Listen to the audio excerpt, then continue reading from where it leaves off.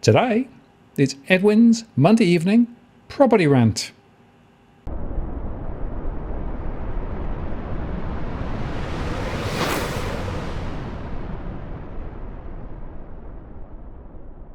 Hello again, it's Martin North from Digital Finance Analytics. Welcome to this post covering finance and property news Monday evening.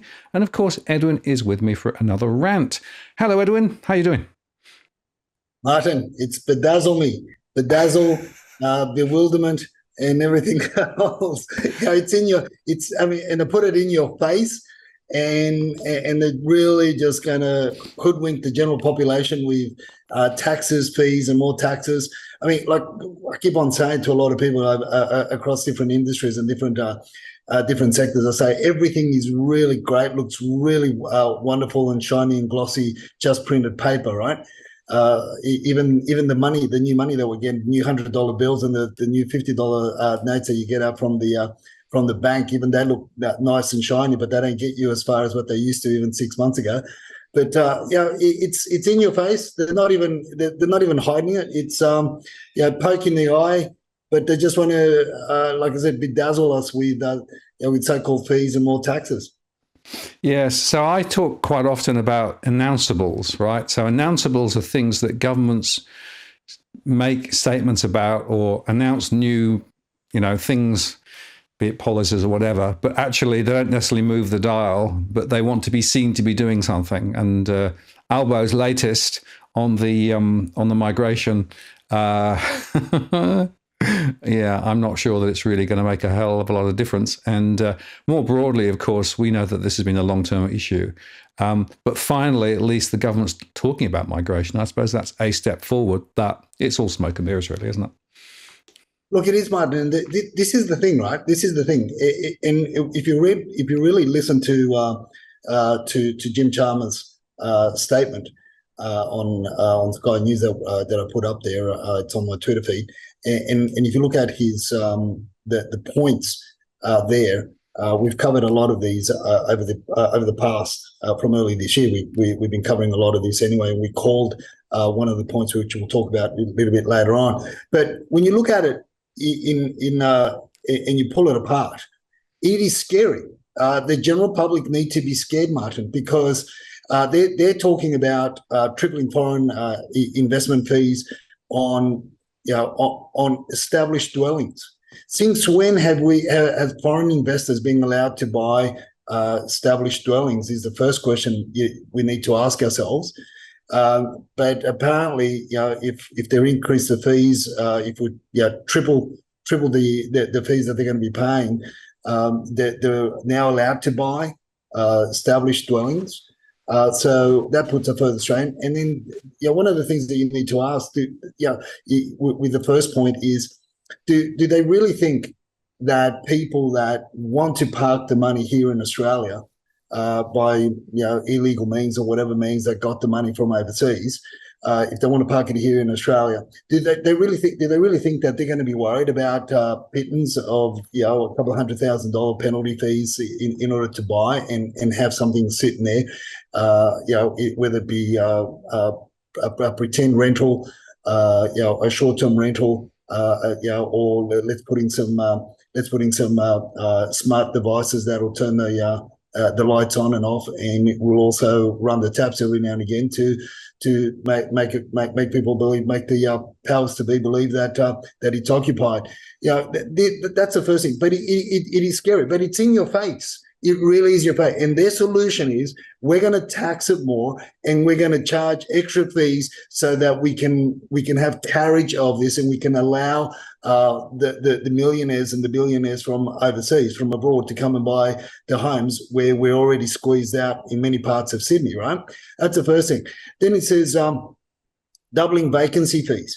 I mean, the second point, again, Catherine Cashmore talks a lot about this, and we've been talking about it for a number of years with Catherine Cashmore from Melbourne, with her organisation that basically been tracking the 1.2 or so million homes around Australia that are permanently vacant, that are owned by overseas investors or local investors, and they're just sitting vacant there, and they've got the smart devices, and they continue to do that. But again, the fees the fees in relation to the to the dwellings that are left vacant, is pittance again to the people that can afford this, right? And then you've got enhancing ATO compliance. Now, yeah, look, there have been a lot of chatter around the traps. There's been some investors have gotten scared, but the majority aren't, because they are buying. They have bought properties under trusts. They've bought properties under family members' names. They've bought properties under friends' names, and under syndicates. And this is what a lot of people don't understand. And I know the government does understand the many ways that you can buy property here in Australia. People say that it's very difficult. If you're a local, it's very difficult to buy under a trust and on a company and under a trust, because obviously the banks have got to have a stronghold of the property. Should anything go pear-shaped, they want to be able to secure their interest. So if you're going to be buying under a trust, generally the banks will only give you a 50-60% LVR, and you got to stump the rest. But if you got the cash in hand, Martin, it's so easy to buy this under trust. Now, I've been talking about the shenanigans that's been going on in the financial sector as to how you can buy established homes in Australia. And I've been talking about this since early 2000s, because I used to attend meetings with prominent accountants, and this is when a lot of these things were cooked up just before the Olympics. Now, and I've been talking about it ever since then. So you can still buy on the companies as well. So it really comes back to the borrowing appetite, or the lending appetite of the banks to borrow to certain entities as to what entity you buy under. Obviously, if it's under a personal entity, they can chase it a lot quicker, and should anything go pear-shaped, as I said. But if you're buying it under a company or under a trust, which, by the way, if you're buying it under trust and you've got a company that sits as the trustee, well, guess what? The overseas investor just needs to be a director of their company, and it's all legit, right? Or appoint somebody here, a family member, an accountant, a friend, as the director, and it's as good as gold. So this is the thing that a lot of people don't understand. I know the governments do, because they're allowing it. They haven't closed that loophole. And then the last point there, Martin, is the assisting developers to build to rent. Now, what did we say 2 months ago, Martin? 2 months ago we pointed this out. We called it. Throw a bit more money in the face of developers, and they might build a bit more. Yeah, so exactly. And again, I go back to my point, announceables, right? It sounds all good in theory, but when you actually parse it apart and ask the question, so who's going to benefit? What are the implications going to be? Then you start seeing huge holes in the argument.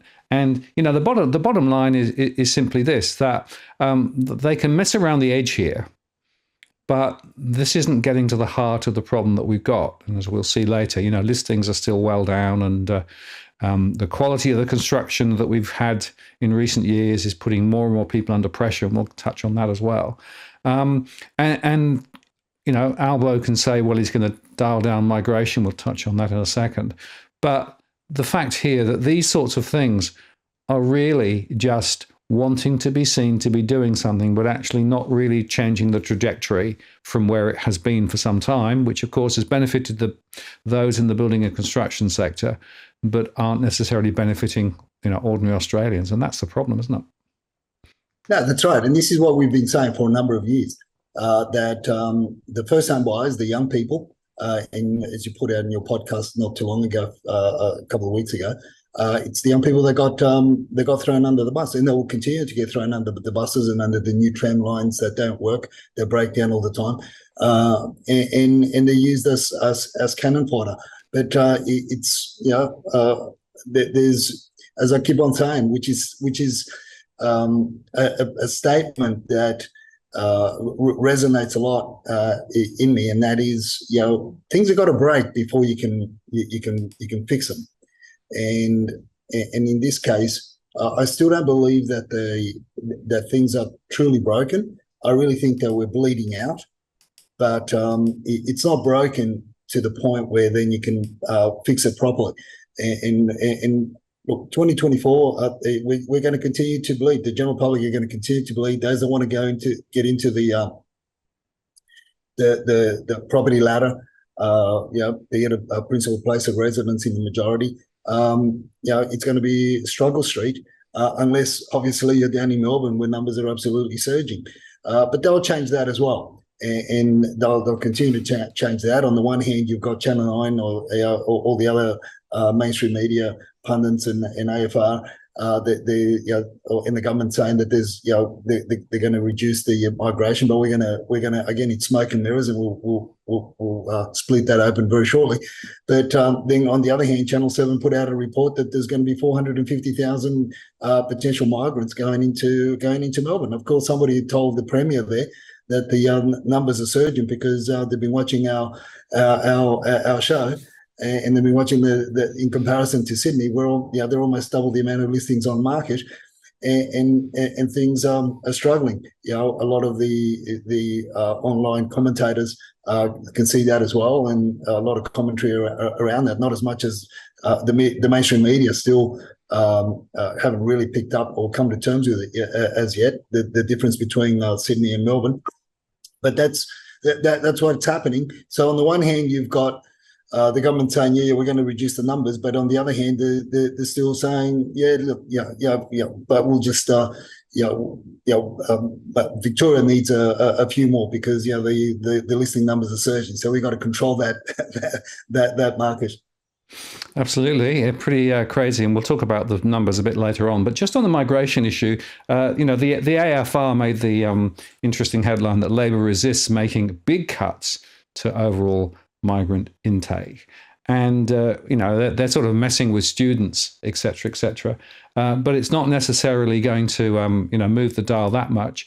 And it's interesting because other people have sort of started to talk about this.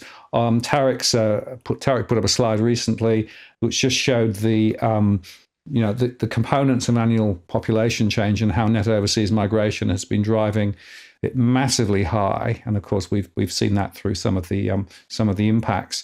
And what's quite fascinating about that is if you then look, Shane Oliver put up a post saying, welcome the government visa overhaul, 185,000 fewer net arrivals over the next 4 years, but still 375 net migration this financial year and 250k in 24-25 budget.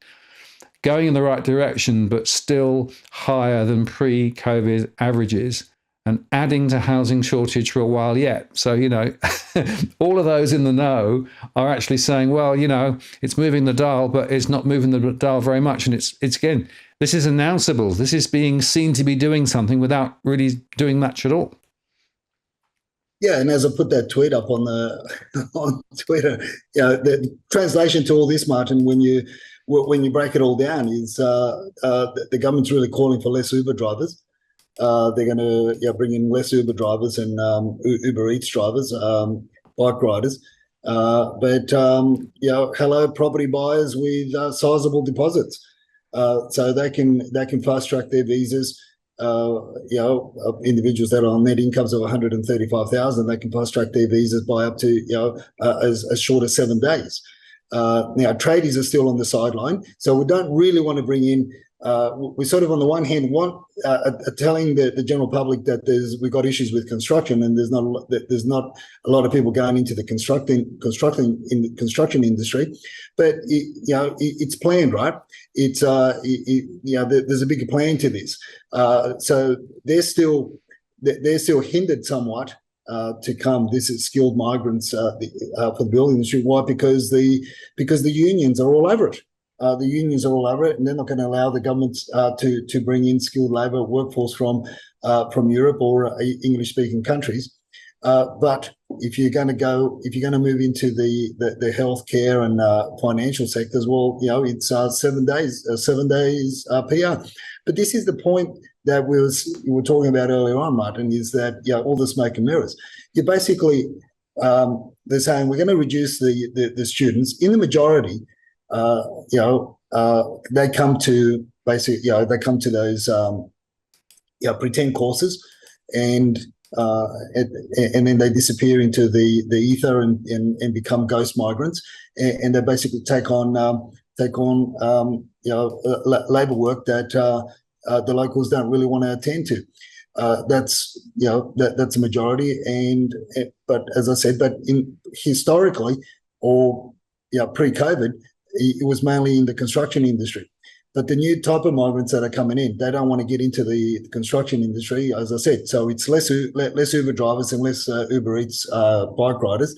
But the group of people that the government are really pushing to come in to take advantage of these fast track visas are individuals, professionals, and they're not coming in with empty wallets. They're coming in with a bit of cash in hand, and may take them 3 months, may take them 6 months, may take them 12 months to settle down. But sooner than later, their appetite will be to house their families as well, and they will jump in, and that creates a problem in the for the local buyers. And when you've also stifled the real need for skilled migrants in terms of the skilled labour force in the sectors where the unions are very strong, they've got a very strong stronghold of, which is the construction industry. Well, guess what?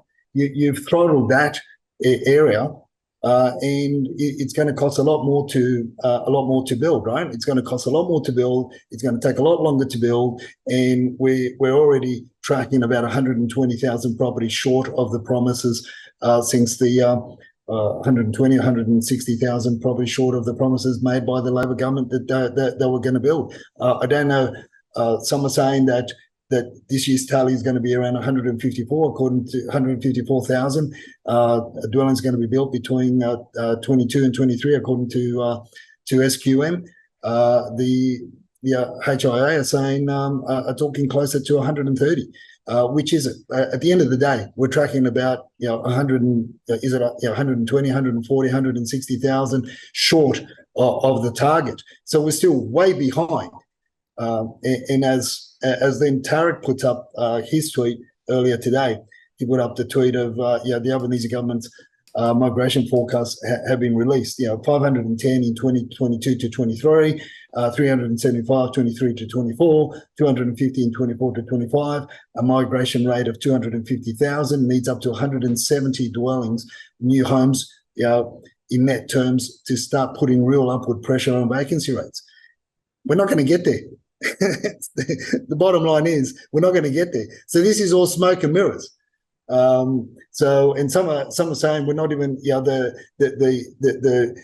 pressure, the impact that the last couple of years or the last 12 months to the next 2-3 years that are going to be created in the local market, it's going to be felt right up to 2030, and things are getting more and more expensive. So it's smoke and mirrors, Martin. It's when you start breaking it down and start analysing everything that's put up and what the government says, gives it to you with the right hand and takes it from you with the left. Yes, and it's worth just saying that those came from the MyEFO figures, which came out, and that's a Treasury forecast. Well, the Treasury has been so accurate on its forecasts of future migration, hasn't it? Ho ho ho! They basically were forecasting a lot lower rate than actually happened. So there was this massive surge, but the point is that even if it comes back a bit, you've got to ask quite rightly, and you're highlighting this, what is the mix of those migrants coming in? And, if a lot of them are actually able and willing to buy property, it still puts a huge amount of pressure on the property sector. And I guess the other point is we know that there are some other factors also in the mix in terms of more expensive construction as well. So, I think there's an important meeting tomorrow which could also move the dial on construction. Look, it is. This is talking to the kitchen trade masters that Dusty talks to online on WeChat, and we actually had a face-to-face meeting last Friday with some of them, and this is rather interesting, Martin, that the kitchen masters are saying that there's a meeting tomorrow which will be determined. That the government will determine as to what percentage of silicon quartz will be allowable in the engineered stone. They don't know whether is it going to be 2%, is it going to be 3%, is it going to be 5%, or if they're going to eliminate the engineered stone altogether. So whichever way they look at it, it is going to put an upward pressure on construction. And so this is what they're saying, because the kitchen, we're talking about kitchen bench tops here. We're talking about the engineered stone bench tops, otherwise known as Caesar stone or quantum quartz or whatever other name, that fanciful name they importers are putting to it. So this is the alternative to that is natural stone. Or potentially glass, which a glass composite, which is already being manufactured in China and exported to America, because they eliminated the silicon quartz composite altogether years ago. But we're obviously behind the apple on that. So this is where you end up with silicosis, where you end up with all sorts of respiratory issues. So that's going to put an upward pressure on it, right? So that's what's happening with the industry itself. Now, so on the other side, with the local chatter, as you put up that post there, with the local chatter, many trade masters that we've been talking to, or Dusty's been talking to, because I can't speak a word of Cantonese or Mandarin, of course, but Dusty talks to them, and they're all heading back to China. These are local trade masters. They call them trade masters here. They're basically business owners that supply goods and services to the construction industry. Small to medium SMEs, small to medium operators. Some are working, two-man crews, others have got 20, 30 workers. But the majority of them are going back to China basically to sell whatever they can in China and bring back the money back over to Sydney. Now, these are Sydney-based. I'm just purely talking about Sydney-based tradespeople. And they want to bring the money back. Why do they want to do this? Why? Because they can see that the Chinese economy is not getting any better, and if they can, because they've got PR here, because they've got residency here, they'll try every which way to get whatever monies they've got over there in China parked in property or any other investments. They'll try and bring it back to Australia. By hook or by crook, they'll try their darnest to get it back here to Australia. Why? Because they see that there's going to be further demands in for property because of all these issues that the industry is facing. The cost of construction are just continuously increasing. There's less properties available, and obviously these are people that are supplying trade services and goods to other property buyers. And the chatter amongst the WeChat groups, as we've been saying for a long time, is very strong around purchasing property, getting rid of every other asset class that they may have, and focusing on property. Whether they get a good rental yield or whether they don't, their focus is purely property. So this is what the Chinese trades are going. Now, at the same time, we've also been speaking with some of the silent tigers, the professionals that are doing the same, Martin. These are professionals that have bought properties, investment properties, principal places of residence, and these are the silent tigers. And what they're saying to us is, look, our children don't want to go back to India, and likewise with the chatterers, they're saying that their children don't want to go back to China. They're definitely not going back to China to live there, and therefore, the best thing they could do is go back home, sell their assets. Now that the elections have gone past in India, in some of the provinces, so now they can basically sell their home, sell their whatever investments they have there, and they're bringing it here back to Sydney. Again, this is just purely Sydney based. I don't know what's happening with the chatter in Melbourne, or what's happening with these chatterers and the silent tigers over in Queensland, but this is focusing predominantly in Sydney. So there's going to be, so my gut feel is, Martin, and based on the numbers, is that there's going to be a lot more upward pressure for in terms of prices, and people really got to be careful what they buy, how they buy, and where they buy, and to a point also when they buy here in Sydney, because nothing that's being shared amongst the different information points that we look at. All these sources of information that we're looking at is showing anything else other than it could be a lot more pain in Sydney in 2024 if the listings on market continue to trend in the same direction. Absolutely. And, it's another very, very important factor here in terms of what's going on. But I thought the information from our friend Bob the Builder was actually quite relevant here, right? Because basically it was an amazing sum up of what's going on. He says, hey, who are the winners here? Well, the truth is, with the costs going up, et cetera, et cetera, et cetera, there are some winners. Harry, for example, and whoever owns the lands in the first place. Very, very insightful comment.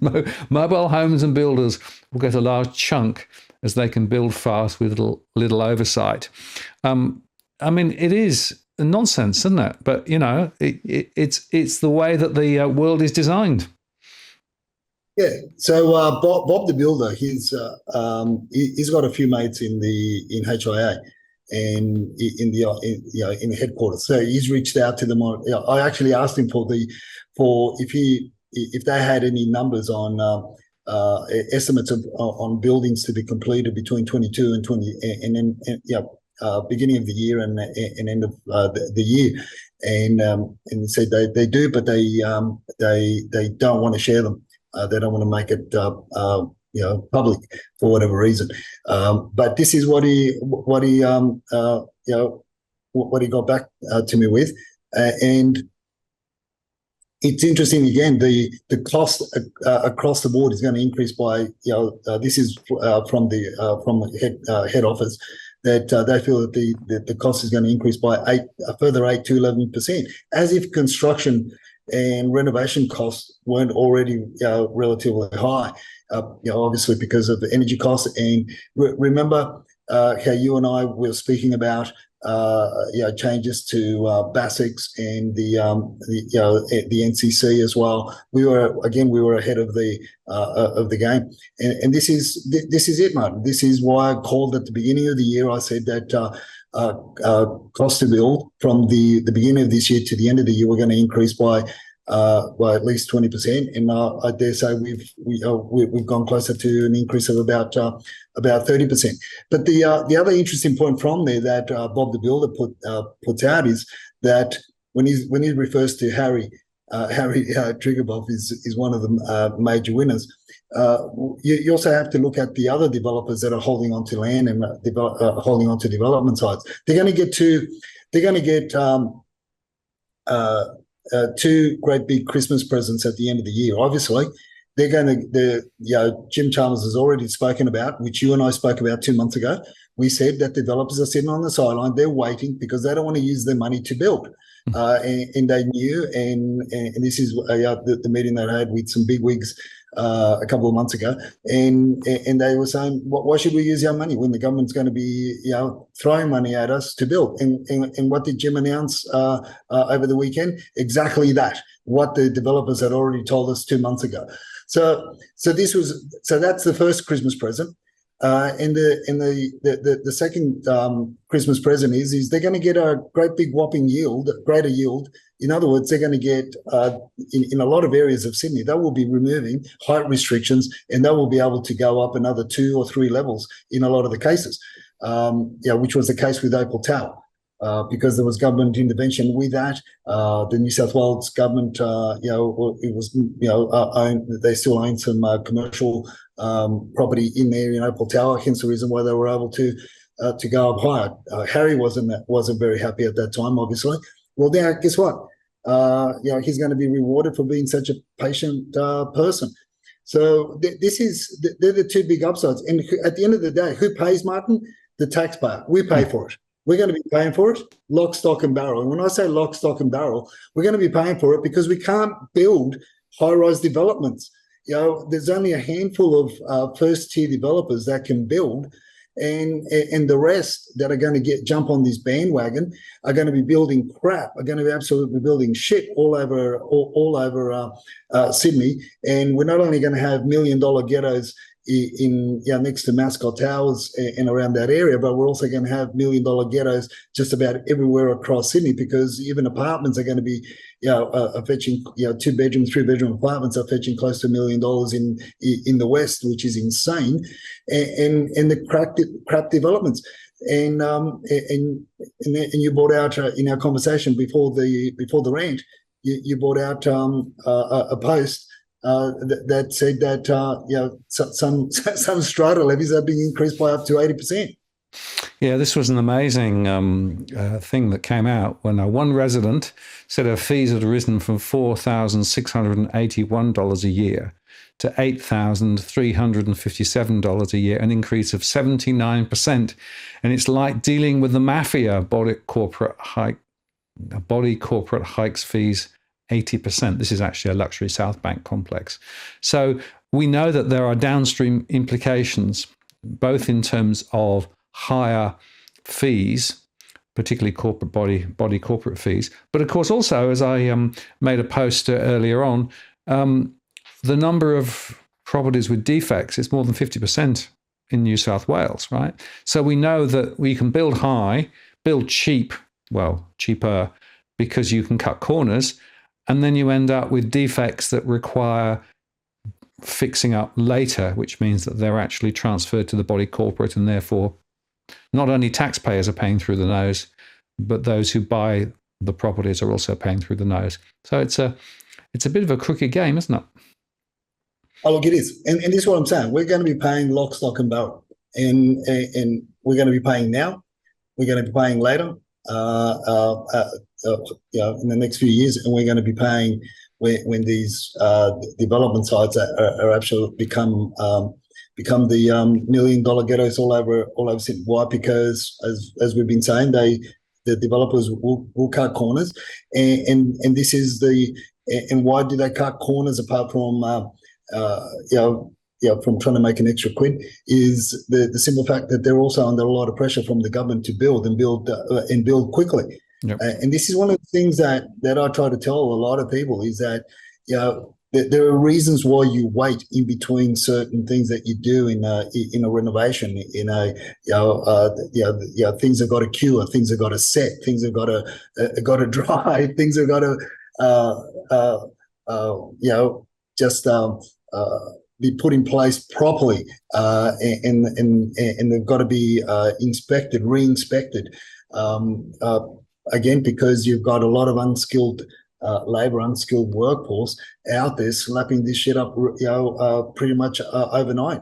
And this is where things go terribly wrong.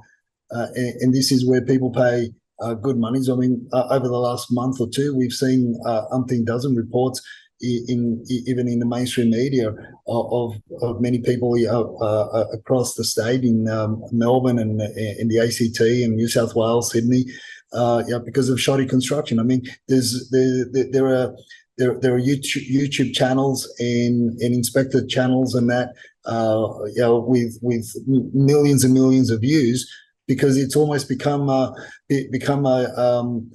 pastime.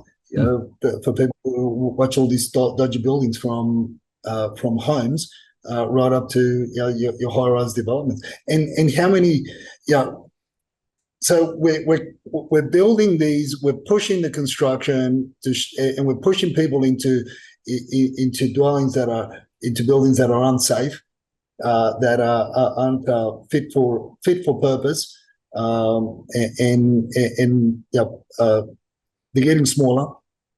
There's less room in them. You're paying a lot more for them because of the cost to build is just continued to increase. But we still can't build enough to keep up with the demand anyway. So it's, as I said, Martin, unfortunately, we've been bleeding, but we're going to 2024. We're going to be hemorrhaging, and only God knows how much more our taxes are going to be increased, and how much more are we going to be paying to maintain this so-called progress that the government's pushing onto us now. Yeah, progress. Well, don't worry, because core logic says the RBA board holds in December, but November rate hike may already have slowed housing markets. So core logic is calling a slowing in house prices. So there you go. That makes it all right, doesn't it?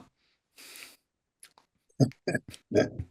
Yeah, well, Domain, I didn't send you the article, but Domain also put out REB, the real estate business, put out an article over the weekend. I was reading the Domain are calling a rate cut early next year already. So I just focus on one thing, Martin. I'm just focusing very strongly on the numbers. That's right. in the areas where we're looking at. I'm paying very close attention. Like I keep on saying, who is buying, who I'm going toe to toe with, who's my opponent, who I'm buying for, what they want to buy, how they want to buy, when they want to buy. It comes back to at the end of with everything else for me. It just comes back to in the team. It's the numbers that are on market in the areas that we're looking at for our clients.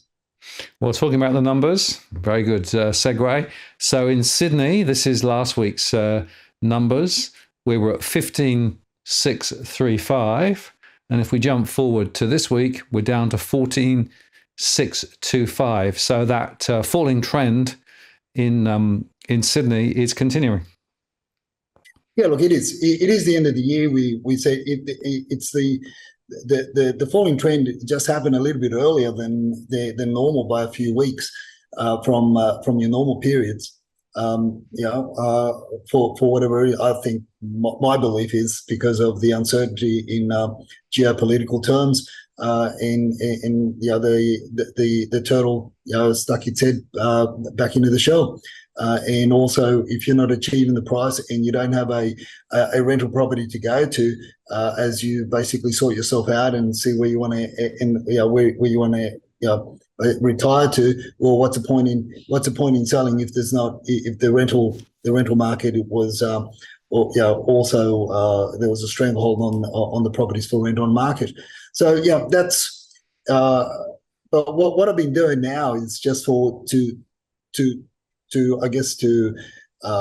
put things in picture form so that people can understand where I come from when I say that the properties on market have been a lot less throughout the year than in 2022 before we had this migration influx.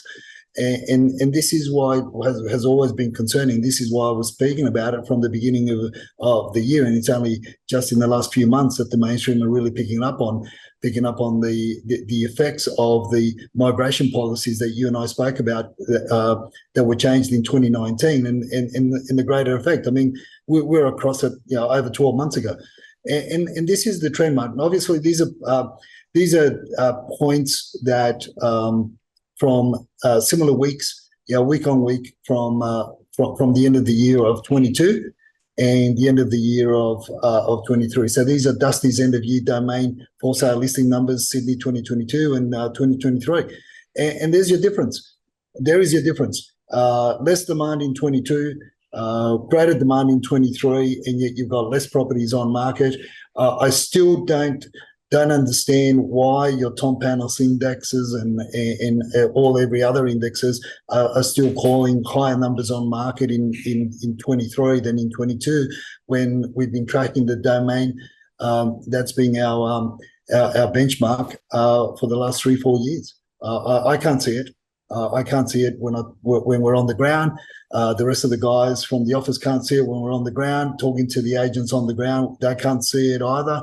I know Tom had a meeting with Ray White office, and they made 13,000 phone calls, of which they got 8,000 market appraisals. And I said, well, if that's the case, well, I called the mortgage cliff then, but it didn't eventuate. Eventuated to a few more listings here and there, but in overall terms, the trend, in the Sydney market, in my view, is somewhat alarming. And if this trend continues into 2024, the same as it did in 23, numbers didn't build up until mid spring, and winter was very, very frosty for many, and this is when property prices really started to shoot up.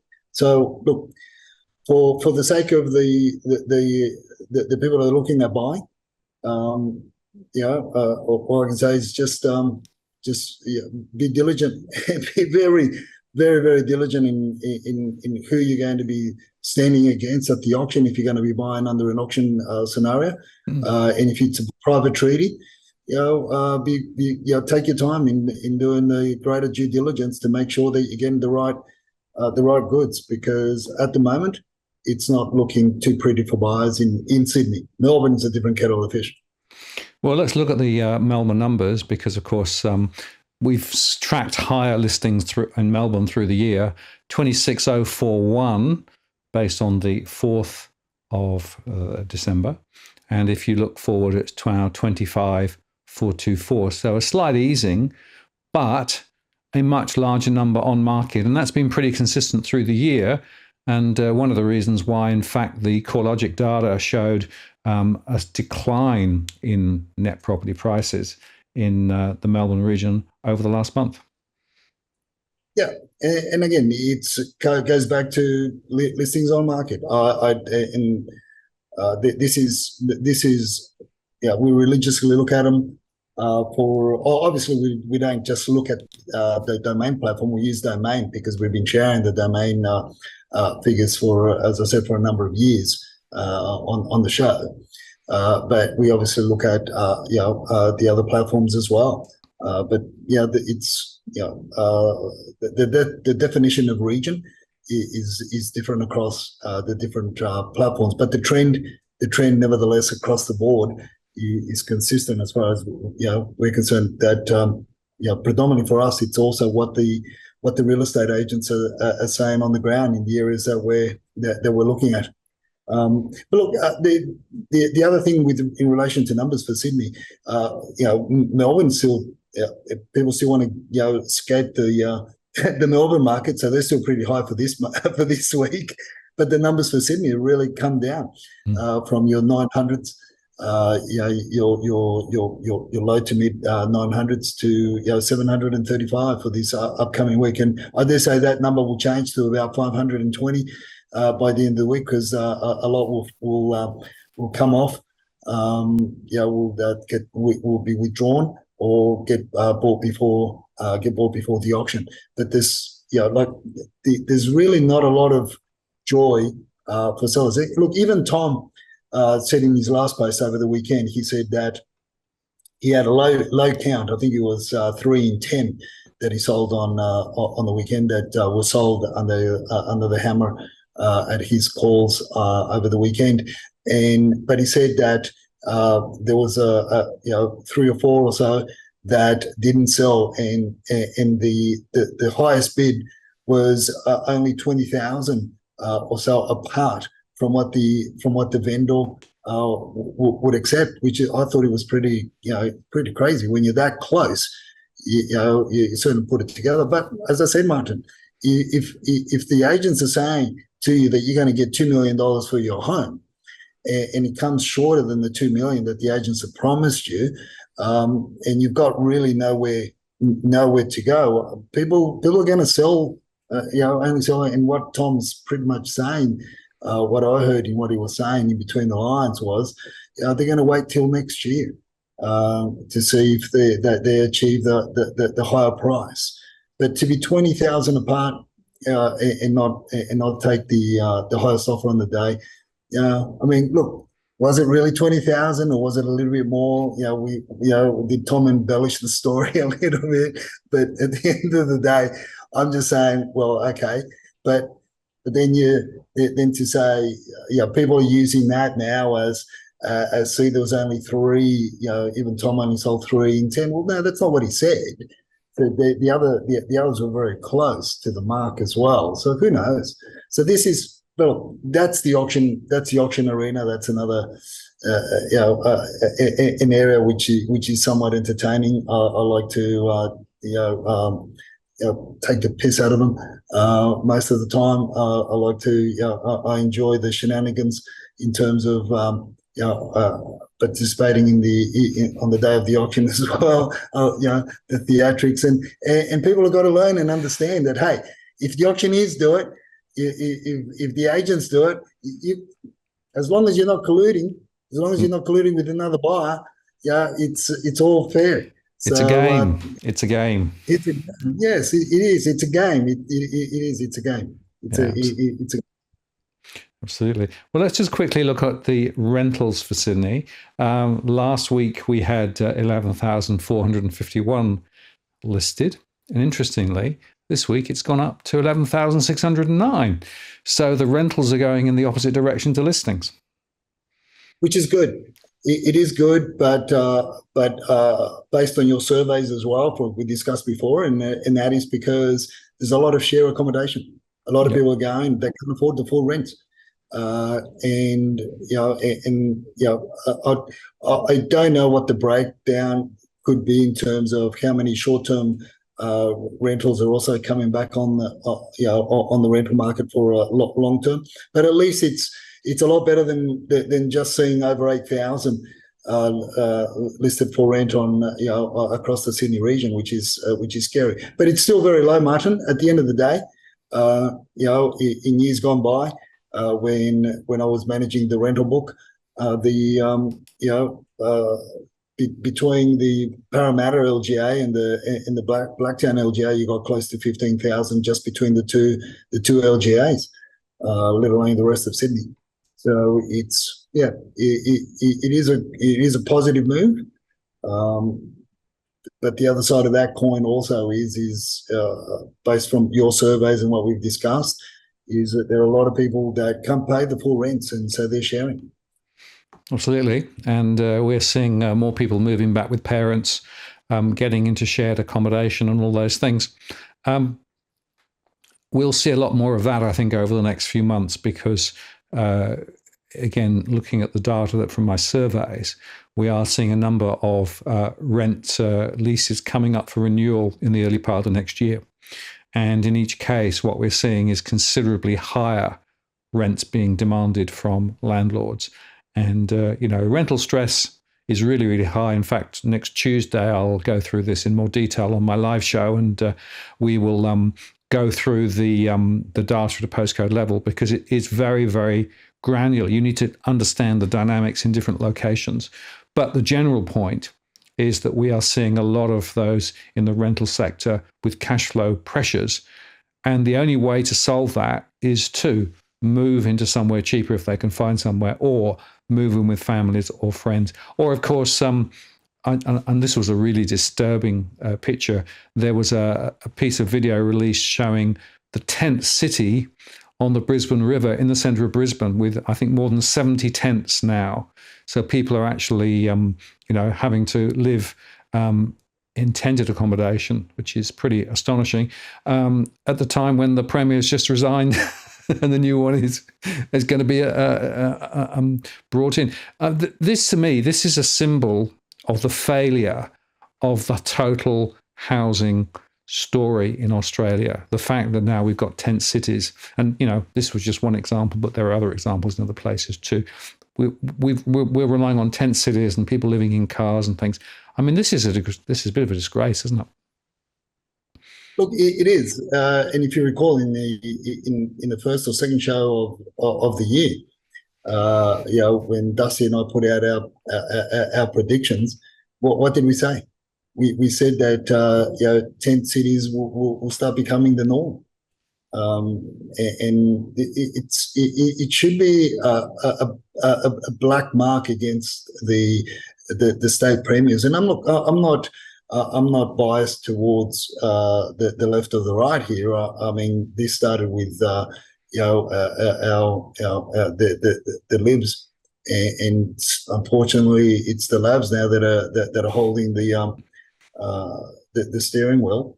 But it's the left and the right wing of the same vulture. I'm just trying to look up the what prediction it was on the post. Caravan, the prediction number 4, it was caravan in tent cities will be the norm as rental stress increases. That's Yep. yeah, that's what we put Unfortunately, up. it's come home, and we've highlighted through the year the building of temporary accommodation. These sort of instant builds, the tents, the caravans, couch surfing, all of those things. It's a real mess, and we don't know the long term consequences in terms of people's welfare and also the structure of society. But this to me is a symbol of a real set of stresses that society is going to have to deal with, and unfortunately, the politicians seem a little bit immune to actually wanting to tackle it, which I find amazing, really. Yeah, and look, and this is the point that you keep on stressing out, and you have over the years. And this is where you got to look at properties, and you've got to look at markets very, very granular, even from the rental side of things. And as I'll try to explain to a number of people over the years, the difference between, even over the last 12 months, where it's becoming more and more apparent, the difference between the listing numbers on market between Melbourne and Sydney, and why did the WeChat chatterers about six, seven weeks ago called the groups to get out of Melbourne. It's because, again, it's when you start drilling down into the nitty gritty. You've got on market for sale, you've got 12,925 homes as of 4 o'clock or so this afternoon. Like these are freestanding homes in Melbourne, in the Melbourne region, and in Sydney. In Sydney, you've got as of around 4 o'clock, you've got 14,625. I think it's a lot less now. But in terms of homes, it's 6,248 freestanding homes. Now, the dynamic with that is, and this explains why the WeChat chatters wanted to get out of Melbourne, and you've got a lot more homes for sale in Melbourne, because of, as you've said and you've pointed out from your sources down in Melbourne, more so is a lot of these home and land packages are in areas of the Melbourne region where the WeChat chatters couldn't really do what they do here in Sydney, and there is no clusters of little brothers and little sisters that will rent the rooms, or they can't get into budget accommodation, and it's more your traditional markets, and hence the reason we've got these huge discrepancies in terms of homes for sale down in Melbourne region as to homes for sale in the Sydney region, and why the appetite's very, very strong for the WeChat chatters to buy freestanding homes in the Sydney region. Now they're obviously flocking back to the older style apartments closer to the transport hubs that could convert from 2 bedrooms into 4 bedrooms, eliminating the kitchen and just putting a galley kitchen down the corridor. They're the things that we've shared with our viewers, we've shared with our followers, to put them in the picture, as to give them a better understanding as to why people are buying, what they're buying, how they're buying, and when they're buying. Spot on, absolutely. And we'll just finish off the numbers by looking at the national rentals. So last week, 45,315 across the country. And if you jump forward to this week, it's up to 45,758. So a few more properties being listed at the moment compared with last week. And again, those numbers have been rising reasonably substantially compared with where we were, which is an interesting observation. But of course, the issue also is, Edwin, that a lot of people now can't afford to pay the rental price to get and buy the rent. So maybe it's not surprising that the number on listing are rising, because there are less renters physically able to commit at the moment. So this is not necessarily a completely good sign. And we know that.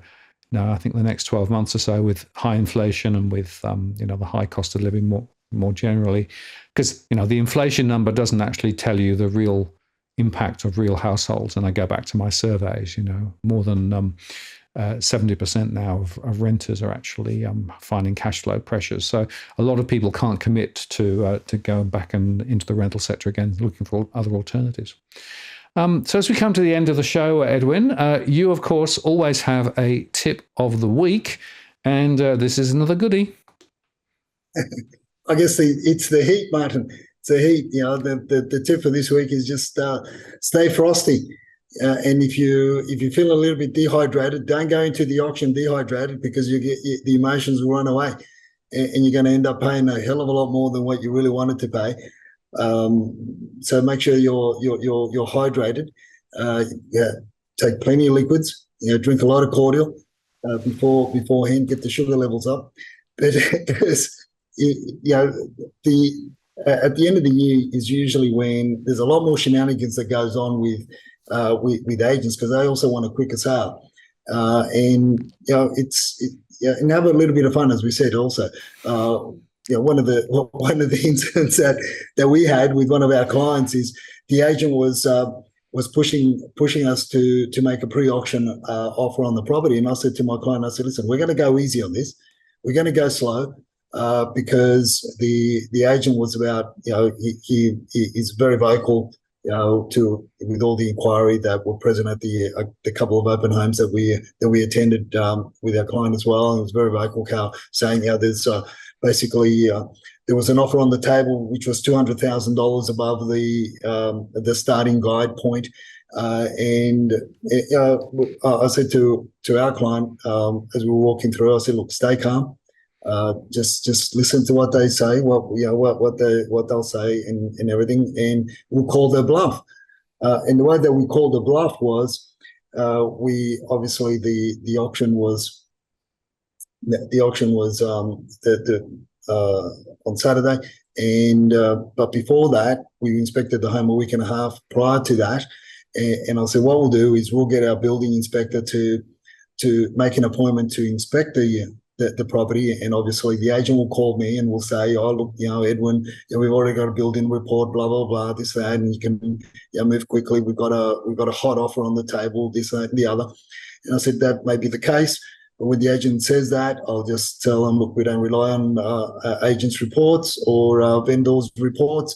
We always make it a point to get our own, and we always get our clients to get their own as well. So we will appoint one.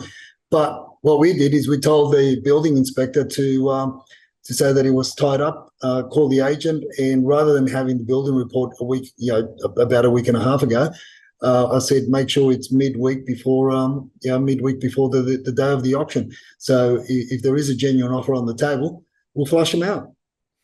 Come Saturday, there was no other party that had allegedly put in a bid, a pre-auction bid of 200 above the guide. And I said, see, there you go. There are ways. I said, look, this is just a tip. So look, the tip is that was an experience of ours. But the tip is just stay frosty. Just stay frosty. Delay things. If you're not sure, because they will be saying by hook or by crook, they'll be telling you that we've got offers of this, and use that strategy. You're more than welcome. I don't have the full rights to that strategy. It's not patented or anything. Just delay it a couple of days. Do your own building and pest. Get your building pest inspector to make an appointment.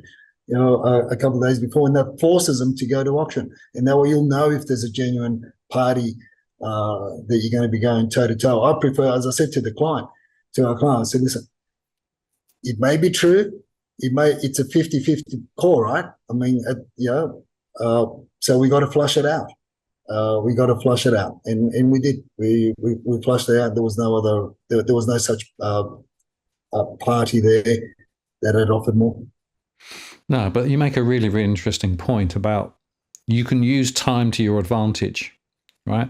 And sometimes acting ultra quick isn't necessarily the best strategy, because sometimes then the vendor or the agent gets the impression of more enthusiasm.